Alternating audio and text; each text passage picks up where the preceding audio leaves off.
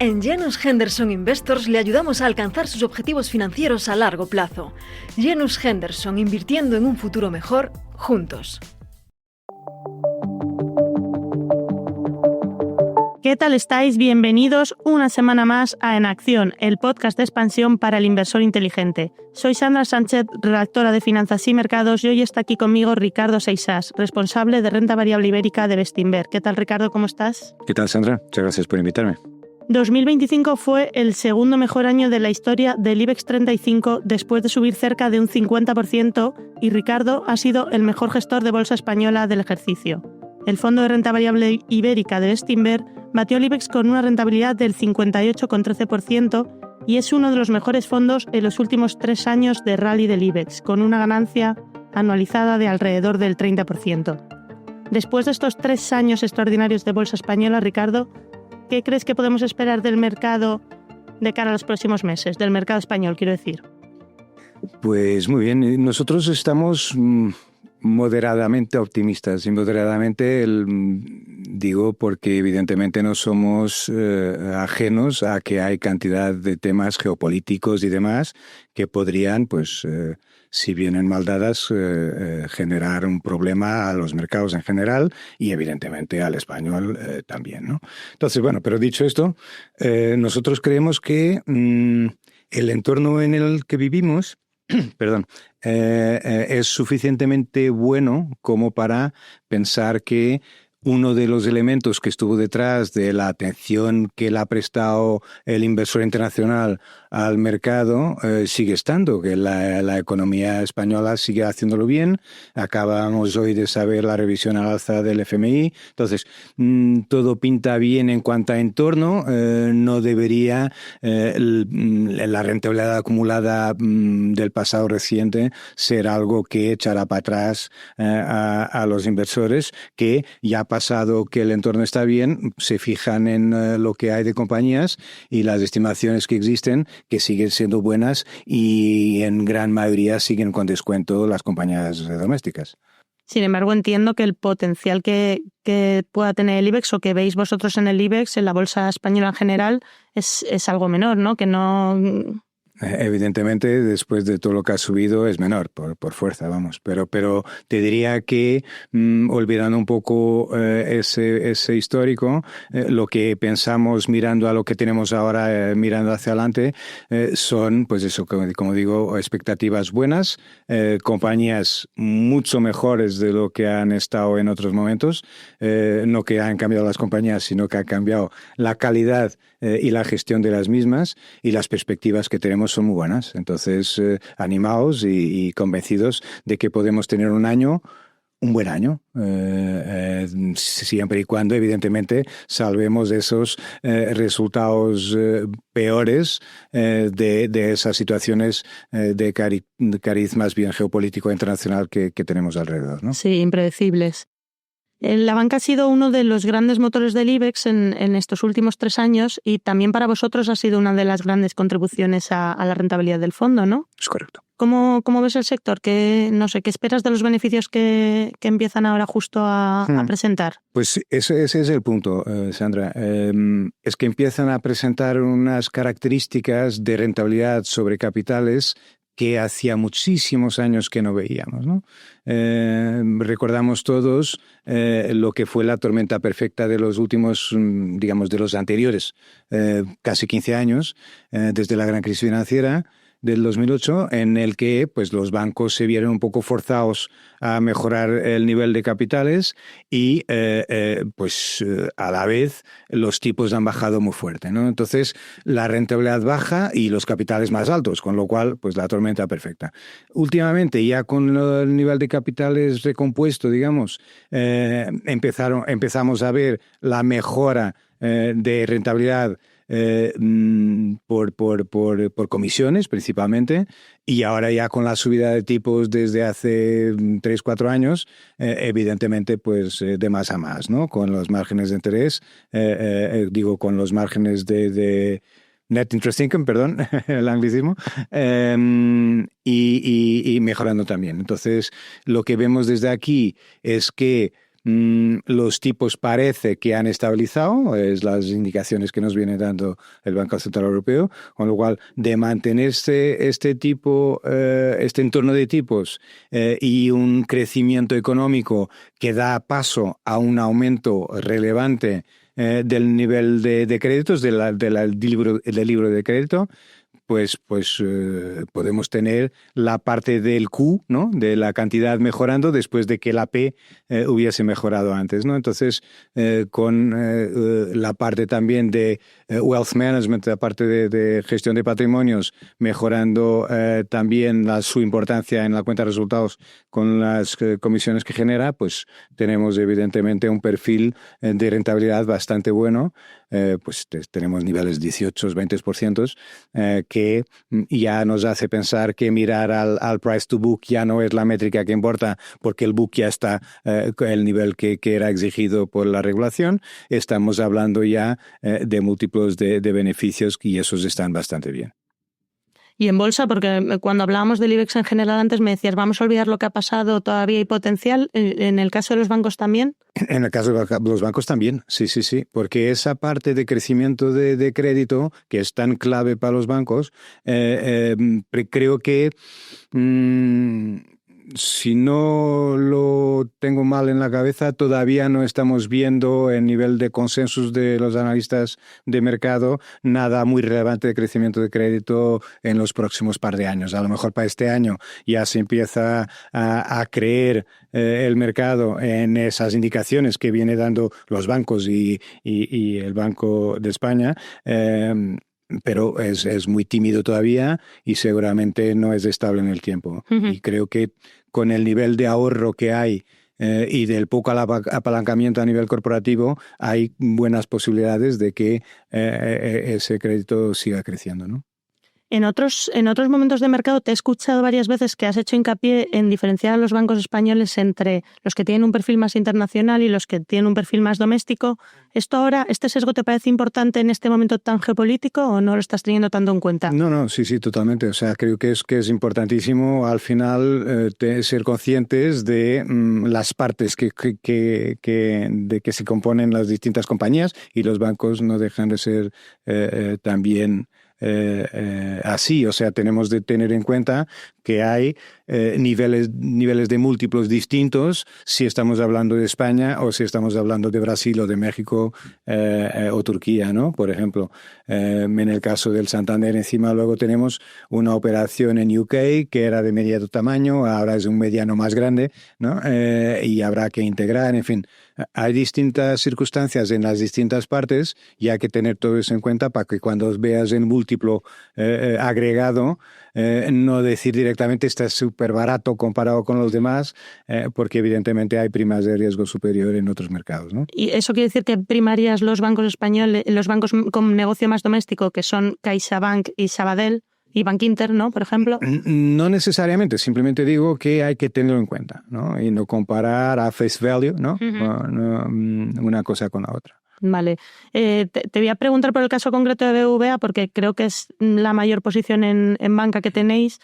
Tras la OPA fallida a Sabadell, el banco ha apostado muy potentemente por su política de dividendos. ¿Eso es ahora mismo lo que más os atrae de BBV?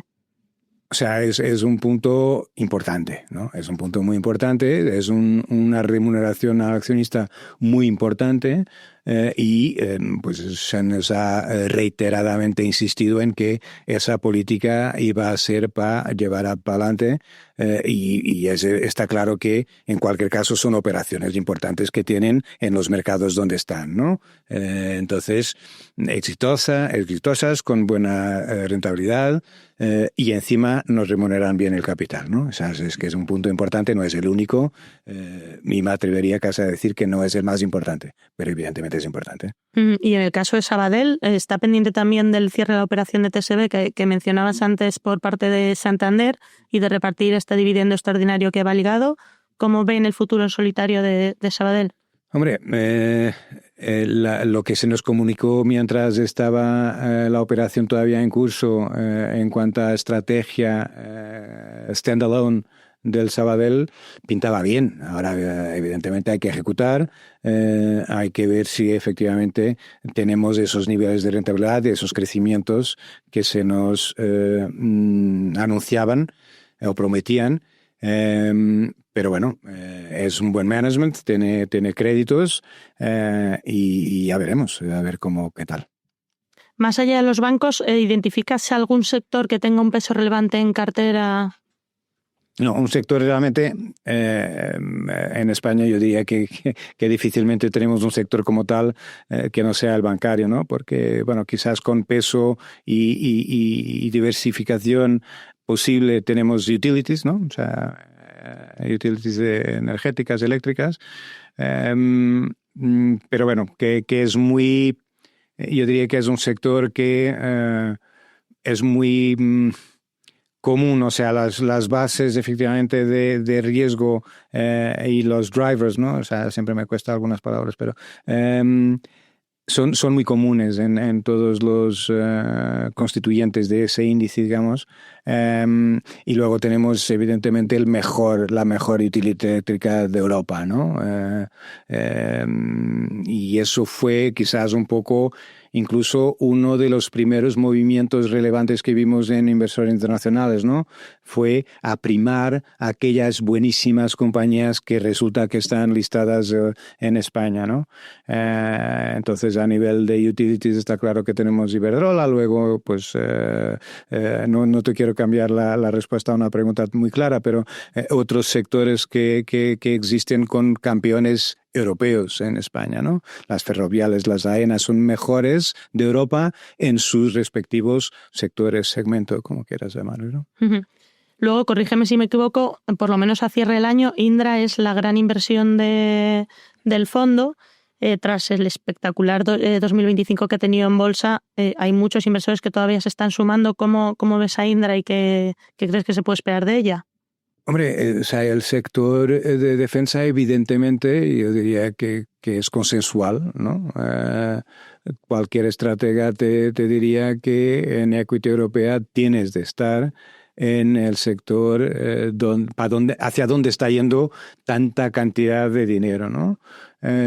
Yo creo que aquí mirando ahora a Indra en particular o a España, los programas que se han aprobado son bastante claros, muy descriptivos y son grandes, importantes para Indra, evidentemente.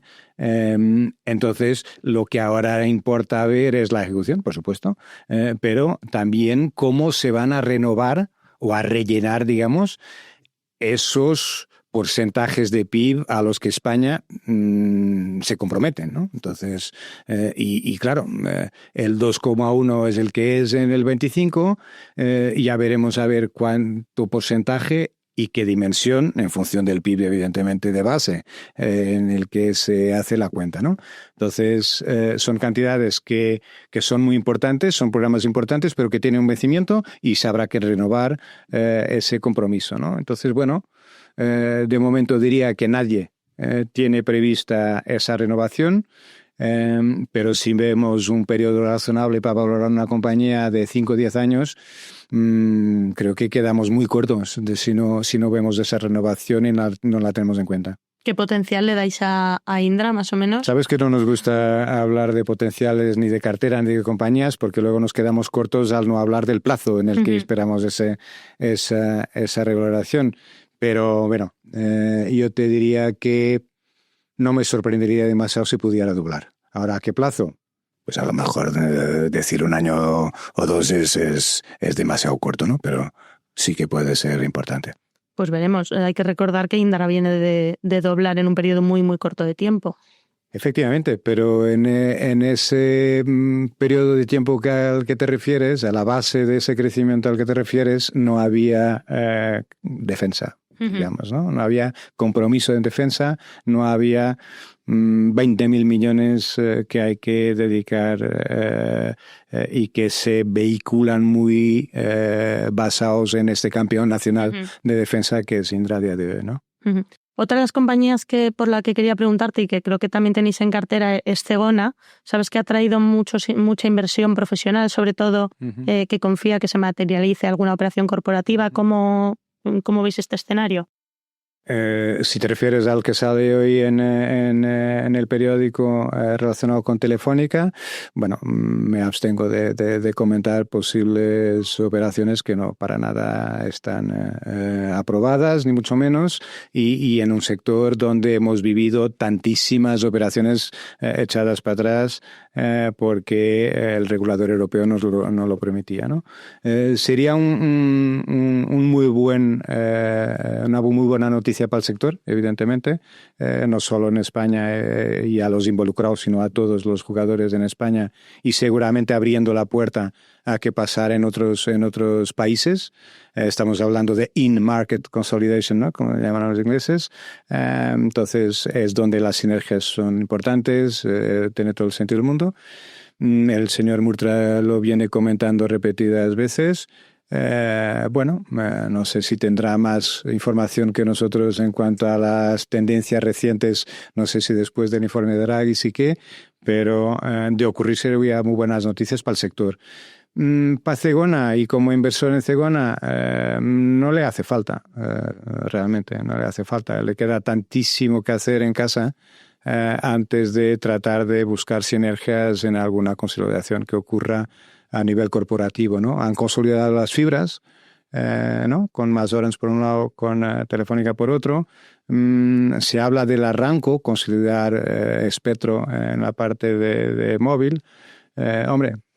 Siguen siendo consolidaciones que producen sinergias. En algún caso, y ya hemos visto lo anterior de las fibras, resulta en cristalización de valor y capacidad para dar una vuelta importante al balance, a la estructura de capital.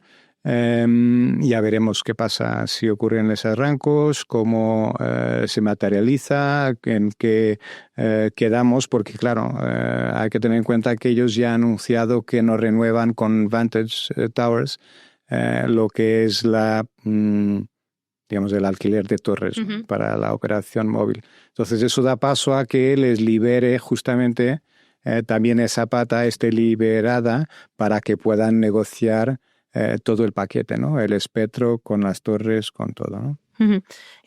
Me mencionabas antes un concepto, hablabas de campeones nacionales, ¿no? que son fuertes en Europa y internacionalmente.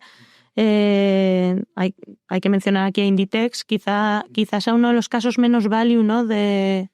Sabes que yo cuando las compañías tienen la calidad que tienen, pues un Inditex, todas las que he mencionado, se me ha pasado comentar Inditex, gracias por recordármelo, pero cuando tienen esa calidad yo creo que ya el nivel de múltiplos nadie espera que esté a los niveles de los demás, ¿no?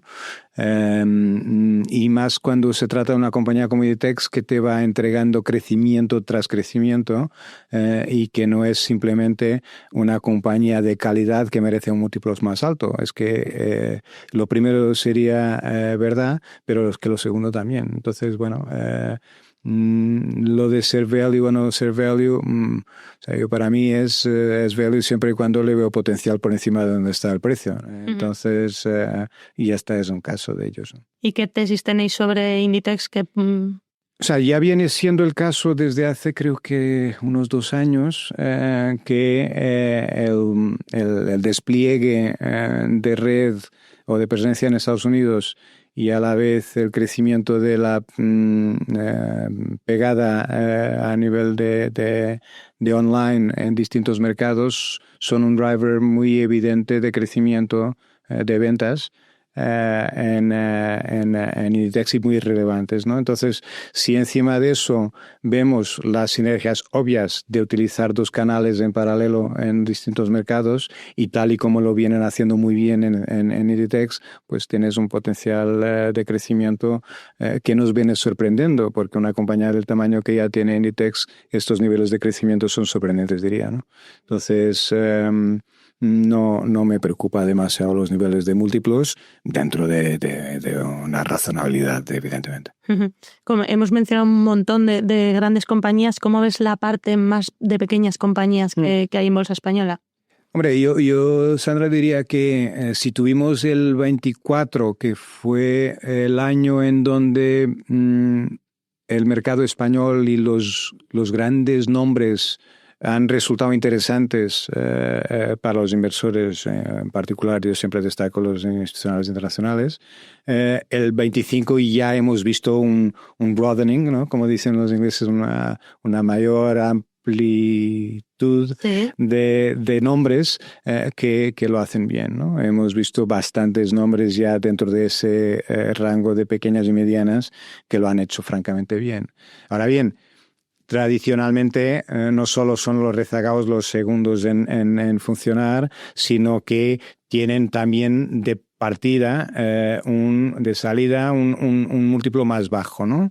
Entonces, bueno, ahí pues eso nos lleva a que haya más margen para que de repente, también con el tamaño que van ganando, la liquidez va aumentando y entras en el radar de mucha más gente, ¿no? ¿Quizá tus últimas compras están yendo por ahí? No, es coincidencia. O sea, a nosotros siempre nos gusta tratar de buscar valor en esas pequeñas medianas, que es donde el mercado suele, pues como decía, atribuir mayores descuentos que nos deja más potencial, ¿no? Entonces suele gustarnos mucho pescar ahí. Pero dicho esto, sigue siendo un segmento donde hay bastante potencial. Evidentemente, como tú decías antes, ya no es el mismo, por supuesto, pero ahora mismo yo creo que es más paralelo, más parecido lo que le podemos llegar a ver a las subidas fuertes que ya acumulan 2 años en las más grandes y las que pues a lo mejor tienen algo menos de 1 año y poco y que van rezagadas, pero que lo han hecho bien. ¿Y puedes mencionarnos alguna compañía o alguna compra reciente en esta parte? Hombre, pero como te digo, no por ser pequeñas, te puedo comentar que las últimas entradas que hicimos, y creo que lo vas a entender perfectamente y nuestros oyentes seguro también, que han sido HBX y Puig. Dos salidas a bolsas recientes. 2 salidas a bolsas recientes que lo han hecho mal. Yo normalmente comento que pues yo la achaco a unas guías muy altas que luego no se han cumplido y luego ya remontar esa confianza normalmente cuesta trabajo y ejecución, entonces al final tiempo, ¿no? Entonces a nosotros nos ha parecido que ya esas caídas pues nos merecía la pena el riesgo de estar invertidos en ese proceso de recuperación de confianza. Uh-huh. Ahora, justo que mencionabas estas dos, te hago la siguiente pregunta: ¿esperáis salidas a bolsa nuevas para este año? Esperar como esperanza de ya no esperanza por querer, sí.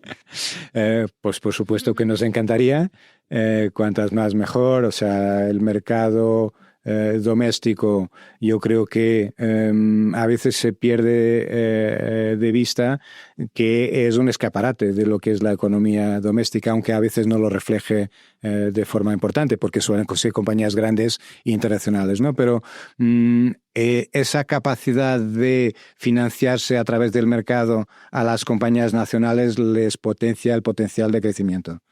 Entonces, en ese sentido, o en esos 2 sentidos, nos encantaría que vinieran más y evidentemente pues tendríamos más trabajo, ¿no? Sí, y más allá de la voluntad, que ya veo que tenéis ganas, ¿te consta que haya alguna empresa española ahí en la rampa de salida?